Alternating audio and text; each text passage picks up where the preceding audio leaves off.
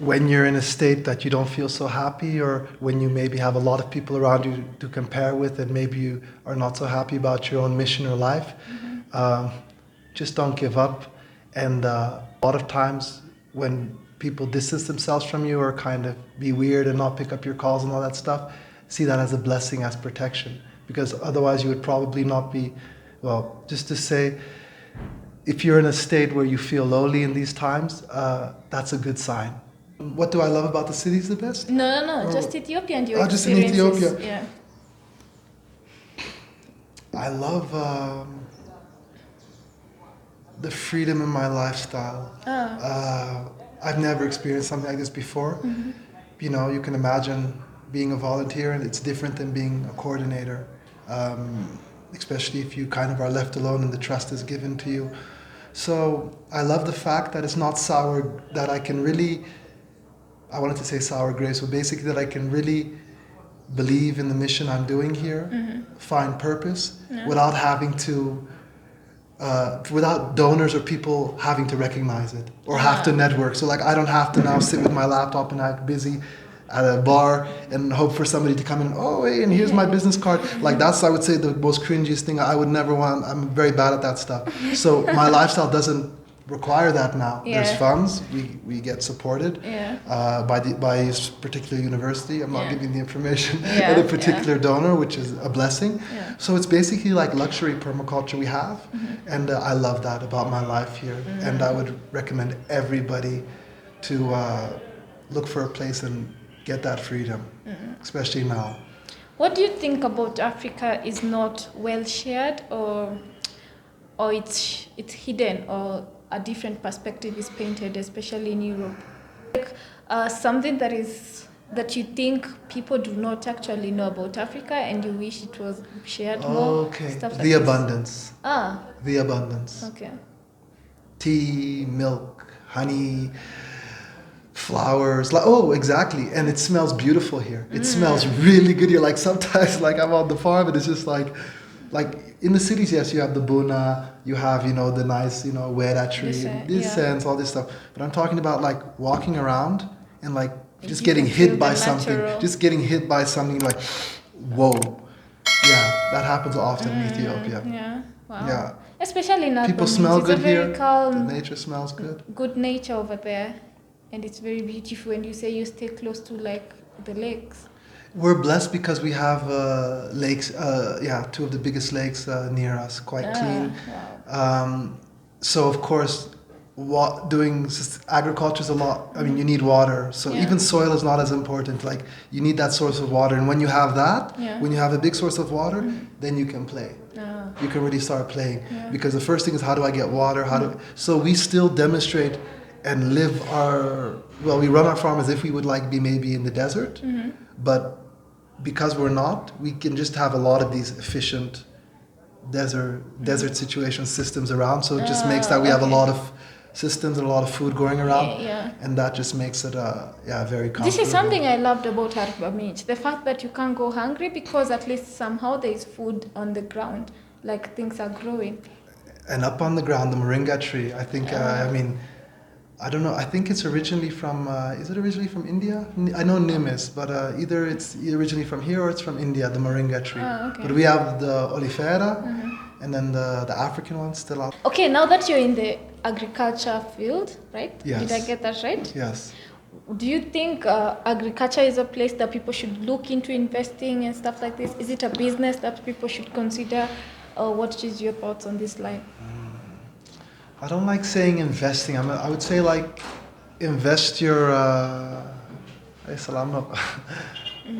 would say invest your time and your energy and your faith. I would say when you do live that lifestyle. Otherwise, there's no point. Like you can also cheat yourself and live very comfortably on the countryside and have your little garden with your tomatoes and not invite anybody and just live off the grid. But to basically get to your question, I think people should just invest in all things with that kind of energy, healthcare, education. So I wouldn't say I just happen to have a passion for agriculture and especially permaculture. Once I met Fernando again, so I'm investing in it. But I wouldn't but I would say try to invest in something that you have a passion for. Not, I wouldn't say for economical reasons or because it's now people eat a lot of organic food, so it's really good business now to make I mean, that's great, better than nothing. I mean, that's great, but I would say for your time and your time on earth, for your mission, invest with that mindset, maybe in something that you're passionate about. Yeah. Okay. So if you don't like bugs and spiders and stuff, don't invest in agriculture. Invest in agriculture. Wow, cool. Okay, now I know. I agree. Would you invest in agriculture here though? Of course. Okay. Or are you already doing it? Or those are secrets not worth sharing? You mean investing like economically? Mm-hmm. No, I'm not doing it here. Yeah. But I've done it in Timor, where basically when I was a volunteer and the coordinator afterwards, we didn't have a salary. So I would say, like with my wife there, we were making together $70 a month. In the beginning, nothing, and that was all money from the rabbits that were sold, the packaged moringa, the papaya jam, the seed saving.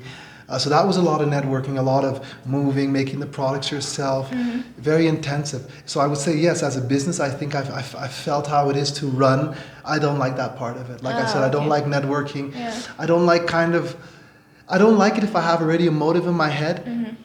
To when I approach it, like, what's the point, you know? So I would say in that sense, if you want to be like a small business owner like that, it could be tough and it could take the pleasure out of it.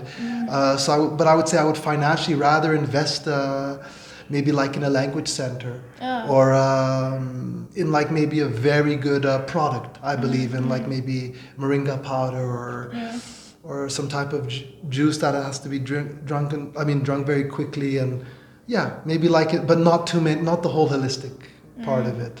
No. Also, you're so good with language.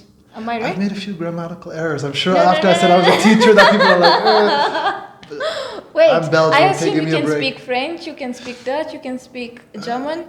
Can you? Well, I would say I can speak Tetun. Okay. Quite fluently, at least when it comes to work. That's a language in East Timor. Dutch, yes. English, yes. French, I forsook for Romanian because I lived in Romania for a while, and it seems it's quite similar. So I would say I wouldn't speak anything else in those three languages I mentioned, like comfortably. But of course, you understand Afrikaans and German, you know. The vibe. Okay, but you also speak Amharic. Tinish. You guys. He is better in his Amharic than I am, despite staying here for longer. She's just shy. She has a lot of English people around her. I have a lot of villagers around me who don't understand English. Yeah. I kind of agree to that. Come on, don't be so hard on yourself. Yeah. In Myanmar, I also didn't learn. You're forced to know some things. Yes, consciously forced. Because I also put. Consciously forced. I was disappointed after I left Myanmar how bad my language was, just because I was teaching English and I could be lazy. Okay. Very disappointed. Wow. So one hack for learning Amharic: interact with more Amharic-speaking people. Pardon? Say that again? One hack of learning Amharic or language: interact with people speaking the language. Definitely. Definitely. Yeah. Okay. Wow, cool. So what is something you don't like about Ethiopia? There is no country that is perfect, as much as we are talking about a spiritual connection and stuff like this. What is this thing you don't like about Ethiopia? That there's a lot of despair. Okay. And unfortunately, like all of us, you know, people in despair, when they are when they meet people who have power or wealth, whatever it may be, and they're aware of that despair, you just have a lot of levels of stuff that is just heartbreaking, like going from prostitution to, I'm not bashing, as she asked me, but going from prostitution to maybe I wouldn't say slavery, but you know how it is, you know, when you're a rich family in the village, you can have people come from even a smaller village, and I'm not going to get into detail, I don't want to get myself into trouble, but basically, I would say the despair and the market for that despair. That there's such a market, like if you have despair a lot of times in Europe, the market is a solution. Like, okay, if you're an alcoholic, okay, the government will even pay you a salary for you to get better. If you're addicted to drugs, if you're in prostitution, whatever, you know, that is. But here, if that's there's a market for people who will accept that. Or who can just, maybe it'll be like a side mission of theirs or a main mission. Yeah. But that's the saddest part, because they shouldn't have to be in that despair. Wow. Yeah. So in relation to maybe that, what is something you would think maybe let me say Ethiopia, because you've only been to Ethiopia, that you think Ethiopian people should learn maybe from Belgium, from the places you've visited, or some takeaway they can take from that? The efficiency Okay. and attention for detail. So I would say when it comes to engineering, like Belgium and Holland are the most densely populated countries of Europe. I don't know if of the world. I don't know, but we're tiny. I know it's we of have Europe. a lot. Of Europe for sure. Yeah. And it seems to work. Of course, because the social system's good. Otherwise, it'd be revolution. But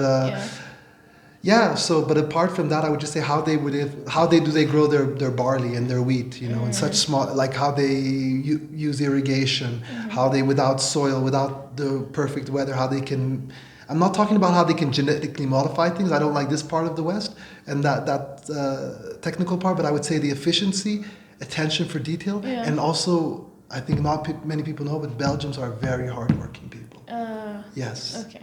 Normally very honest, and I wouldn't say passionate, but honest and hardworking people. Okay. Yeah. Wow. So as Ethiopians, we should get more hardworking and more attention to details. Attention for detail, and the efficiency, the amount that you can do on a small space. Yeah. Take Maximize that here, and that. if you have so much space in Ethiopia, again, this could be like a wheat belt for the whole. I agree. You know what I mean? I agree. Wow, amazing. So, this episode is called Buna with Desta. You know what Buna is? Yes. It's coffee. Yeah. You know what Desta is? That's you, right? It's happy. No, Desta means happy. I thought your nickname was Desta. Yeah, my name is Damaris. Yes. It means happiness. Okay. Which means Desta. Okay. Yeah. So that brings us to the question: are you happy? And maybe what is the definition of happiness according to you? You've answered that already. Your listeners know your definition. Mm-hmm. Okay. Well, I would say it's not a physical thing. Okay. Not something I can acquire or buy. I mean, but I would say happy with. Yes, I feel like maybe with the walk in life, the opportunity I get. I don't know if that's gratefulness, but basically, yes, counting my blessings for that I can actually in this moment. A lot of times, like laugh at myself and be like, oh my goodness, remember those days or when that, and be in a very blessed situation, in a situation where I can I should be blessing others too, with opportunities that. So basically, yes, that makes me happy. Oh, that's cool. Yeah. So do you have some things that you can say you do to improve your happiness, or based on what happiness is for you? Some people meditate, some people pray, some people call their relatives, some people... Can I give a shout out? Okay, yeah. Yeah? So I'm going to give a shout out to my sister, Christina Kempenier. I did her workshop. I paid for it, same price as everybody else. Happy, Healthy You. And basically... Happy, Healthy You. That's the name of her business, or whatever you want to call it. And basically, she's my older sister. We have the same mom, different dad. And she helped me through some dark times. Like I said, I don't want to be I don't want to be deceiving. Like, I come from a divorce. My child is obviously not here. She means everything to me. And these things, so of course, this is something extra I turned to. When I knew my sister was going to give a workshop, it was, the first workshop I kind of did in that vibe. And it helped me. It gave me like some great, just practical reminders. So would that count as like doing something to improve your health? Yeah, of course. That is something conscious that you did. Because I feel like, according to my definition of happiness, it has to have there is the general happiness that comes by maybe living and stuff like this. But if you're conscious on some things that you do, they can improve your moods, your dopamine production and stuff like this. And also in the workshop, you can learn many things, or let's not say strategy, but like some things that you can do to help you get to a better place. Let's say, for example, if you're going through a state of sadness or depression, now you know how to cope with it. So that means you're on your journey to feeling more happy, stuff like this. So that's a good one. Well, I'm curious though, what makes you happy? What makes me happy? Many things make me happy, but some of them that make me happy is interacting and hearing people's stories. Really makes me happy, and I think that's one of the reasons that I used to have these conversations with people off camera, then I was like, maybe I can try and see how I can be able to share this also with the world, because it gives me joy to know your story, to get to know that person, not just based on how we saw each other and that's it. And the more I meet people, the more I know everyone has a story, so that way I'm able to even treat people better with more kindness and stuff like this. So other things that make me happy is definitely my family, because I get to talk to them. I am also big on self-awareness and doing personal things that improve how I am every day. For example, journaling is a big part of my life. Juggling? Journaling. What is that? Journaling, writing down your Okay. thoughts. Yeah. Nice. Wow. Yeah. Let us know in the comment section down below. Are you happy? What are your thoughts? We'll be glad to hear what you have to think. Do you have a message you want to share? Something you feel like you would love people to know as we end this? Like your parting shot? Yes. God is real, and I hope all of you, when you're in a state that you don't feel so happy, or when you maybe have a lot of people around you to compare with, and maybe you are not so happy about your own mission or life, just don't give up. And lastly, a lot of times when people distance themselves from you or kind of be weird and not pick up your calls and all that stuff, see that as a blessing, as protection, because otherwise you would probably not be, well, just to say, if you're in a state where you feel lonely in these times, that's a good sign, because it's not happy times, and use that to the best of your abilities. Yeah. Yeah. Wow. I agree. Wow. Amazing. Guys, I bet we're gonna end this at that bang. Thank you so much for being here. I enjoyed the conversation. We're going to keep on talking more out of camera. Always remember to create time for that which ignites your soul. Until next time. Bye.